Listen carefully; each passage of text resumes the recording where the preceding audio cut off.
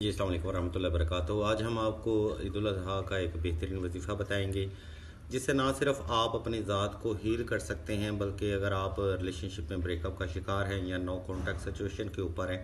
तो इंशाल्लाह इस बबरकत दिन के सदक़े आपकी तमाम तर हाजतें और परेशानियाँ अल्लाह के हुक्म से ख़त्म हो जाएंगी।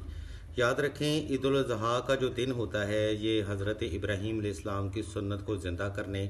और आले इब्राहीम की कुर्बानियों के सदक़े अगर आप कोई भी हाजत की तमन्ना रखते हैं तो वो हाजत आपकी इस दिन के सदक़े ज़रूर पूरी होती है।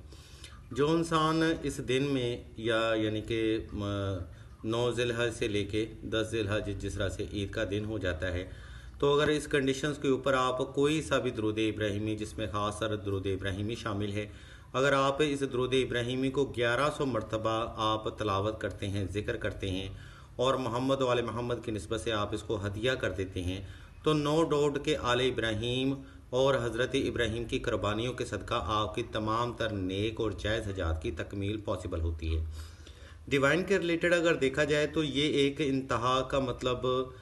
बहुत ही अव्वल दर्जे का एक स्पिरिचुअल वक़्त होता है जिसमें किसी भी किस्म की हाजत अगर अल्लाह के हजूर रखी जाती है और आले इब्राहीम का वसीला और मोहम्मद वाले मोहम्मद का वसीला अगर बनाया जाता है तो वह हाजतें रद्द नहीं होती।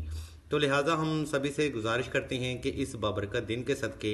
आप 1100 मरतबा दुरूद इब्राहीमी का नजराना और अकीदत के साथ पेश करके आले इब्राहीम के सदक़े आप पेश करें। इंशाल्लाह आपकी तमाम हाजतें कबूल ना सिर्फ कबूल होंगी बल्कि आप दुनियावी भी हर तरह की परेशानियों से निजात पाएंगे। मज़ीद अगर आप कोई सवाल करना चाहते हैं या किसी वजीफ़ा की मालूमात आप हासिल करना चाहते हैं तो आप कमेंट सेक्शन में अपना सवाल दर्ज कर सकते हैं। और अगर आप अपने पार्टनर को माइंड कंट्रोल थेरेपी के ज़रिए कंट्रोल करना चाहते हैं तो आप हमारी वेबसाइट के लिंक को विज़िट कर सकते हैं। जज़ाकल्लाह जी।